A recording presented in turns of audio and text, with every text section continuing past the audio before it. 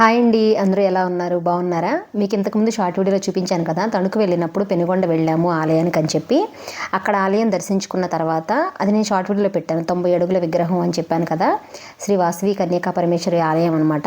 ఇది main temple అంటండి.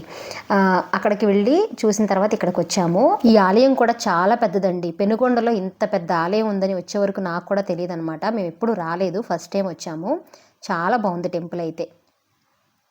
ఆలయానికి ఎదురుగా ఉన్న గోపురానికి స్టెప్స్ ఉన్నాయండి పైకి వెళ్ళడానికి. పైకి వెళ్ళి కూడా చూసాము.